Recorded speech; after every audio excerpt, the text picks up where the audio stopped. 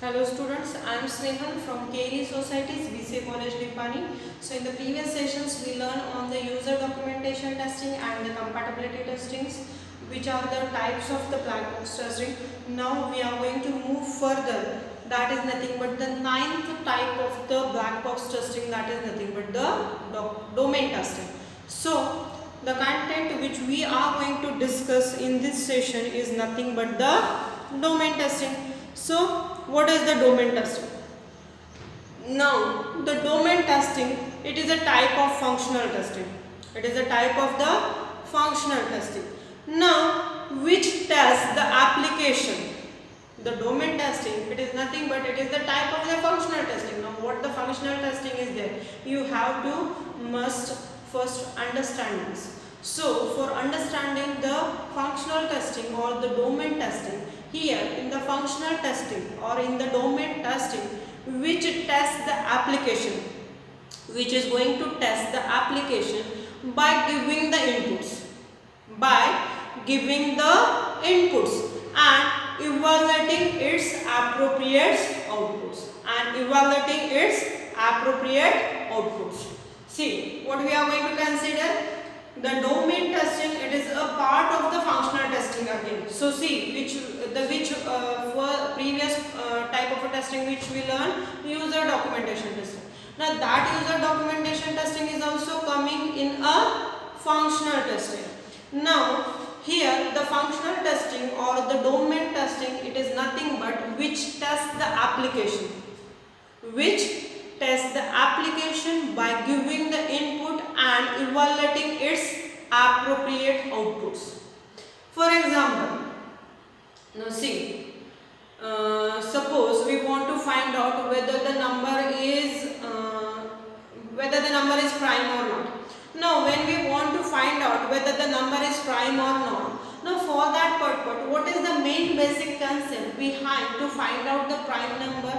The number which is divisible by 1 and itself, that number which we are going to call it as a prime number. So when we are giving a different types of input, okay, now suppose we have given a input as a 1, we don't bother that what the code is written inside that, but what we are giving the input as a 1. Now what is expected? 1 is prime or not? So as per our understanding, what we are going to say that 1 is prime. Now if it is going to show us the result or the output as 1 is prime, which means that this input is working appropriately with its output. Okay. Now suppose if the user is passing the 4 number over there. Now when the 4 number is coming, whether the 4 number is a prime? No, it is getting divisible by 2 and 4. Means what? A 4 is divisible by 2. So which means that it is not a prime number. So what the expected result or what the expected output should be there? It is going to show us the output as it is not a prime number. But if it is by mistakenly going to show us the result as it is a prime number, which means that something mistake is internally done there. Why? Because it is not going to show us the expected result, which means that we need to again retest it, which means that we need to fix that error first. We need to fix that bugs first. And when we are going to fix that bugs first, then we are going to say that it is working as per the expectations or not. We are going to check it later again. So that is the thing which we are going to consider for understanding the domain testing.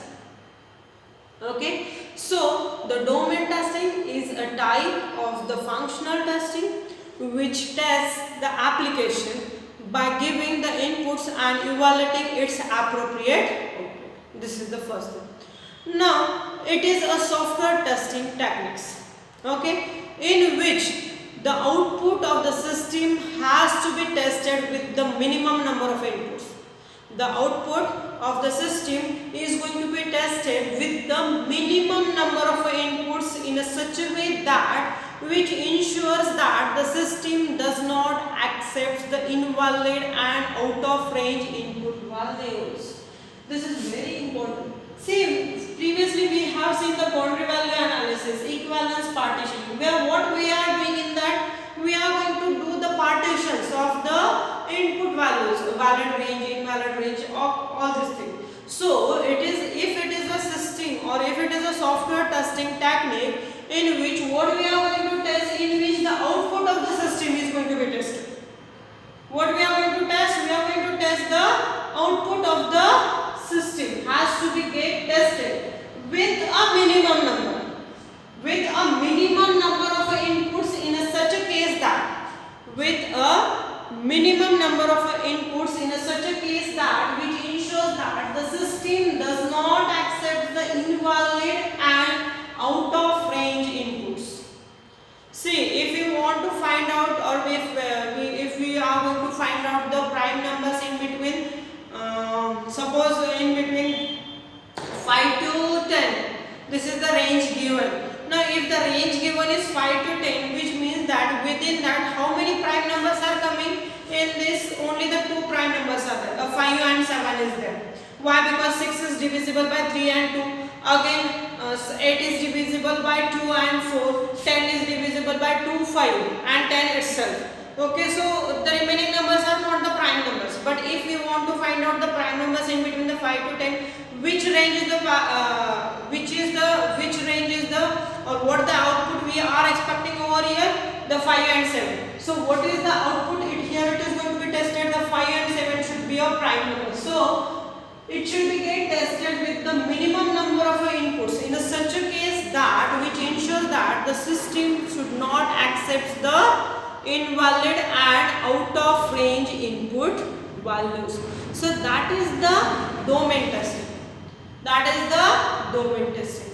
See, domain, where it is coming from, where it is present. So where we need to focus? We need to focus to the input given and evaluating its appropriate output. So the one of the most important black box testing method is the domain testing. One of the most important black box testing method is the domain testing. Why? Because it is clearly stating that this black box testing is nothing but which is taking out the input given to the system and the output coming from the system.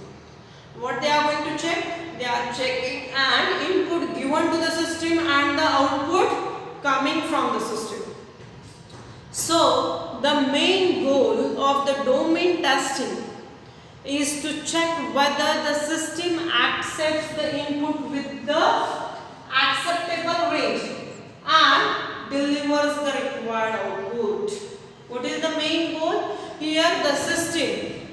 Okay, the main goal of the domain testing is to check whether the system accepts the input, whether the system accepts the input with the acceptable range and delivers the required output. Delivers the required output means what? Whether it is as per the customer's requirement or not, whether it is as per the specification or not, whether it is going to satisfy the customer's environment or not. It should be get checked out.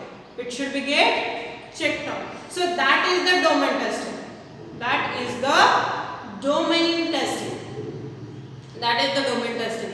So the main goal of the domain testing is to check whether the system accepts the input with the acceptable range and delivers the what? It should get delivers the required output only. It should get deliver the required output only. So that is the domain testing.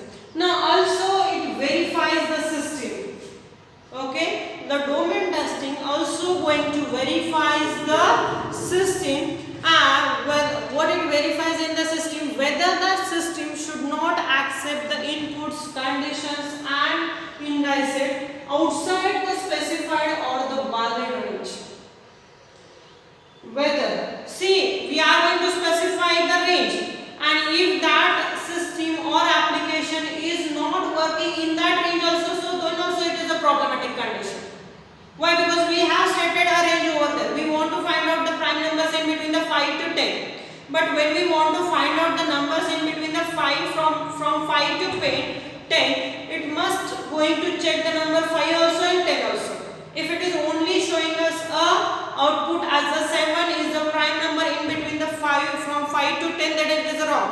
Which means that our system is not going to be checking for the 5 number. But we can say that 5 is the prime number which we are expecting. So what this sentence says that also it verifies the system, okay, in which manner it is going to say that that system should not accept the input. Okay, if that system is not going to be accepting the inputs, conditions and indices outside the specified or valid range, then also we want to check C, which means that the number which is less than 5 it should not be get accepted. The number which is greater than 10 also it should not be get accepted. And the numbers in between the 5 it should be get checked from 5 to 10. Then only we can say that this application or this type of things is working appropriately as per the specification or as per the requirement. So that is the domain testing. So I will repeat once again this, the domain testing. So the domain testing is the type of the functional testing. Now here in which it is going to test the application. It is going to test the application by giving the input and evaluating its appropriate output. So it is the software testing techniques in which the output of the system is to be tested with the minimum number of inputs. It is going to be tested with the minimum number of inputs in a such a way that, or in a such a case that it ensures that the system does not accept. Here the system does not accept the invalid and the out of range input values. Out of range input values. So the main goal of the domain testing, is to check whether the system accepts the input within the acceptable range and delivers a required output. Then we can say that it is working. Also it is going to verify that the system should not accept the input values and the conditions and indices outside the specified or the valid range. It should not be get accepted, which means that if we have stated the valid range as 5 to 10 to find out the prime number, it should be get work within that 5 to 10. It should not be get work the below than 5 and greater than 10. So that is the domain testing. So this is also one of the type of the black box testing which we have considered. Now in the next session we are going to consider with the remaining testing type. Now see here, now how many different types of testing of the black box testing which we have discussed.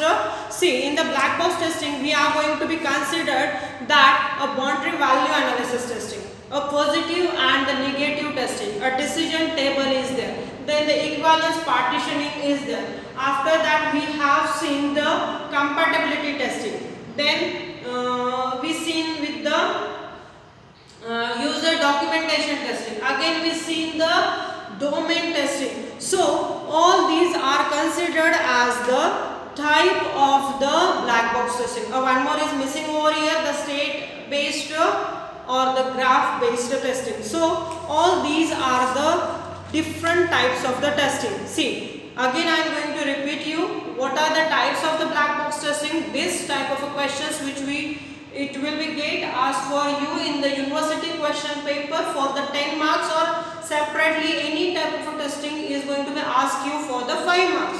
So what are the types of the black box testing? A requirement based testing is there, then the positive and the negative testing is there, then a boundary value analysis is there, decision table is there, equivalence partitioning is there, state based or the graph based is there, then the compatibility is there, user documentation is there, and the domain testing. Means totally we have seen with the 9 different types of the black box testing.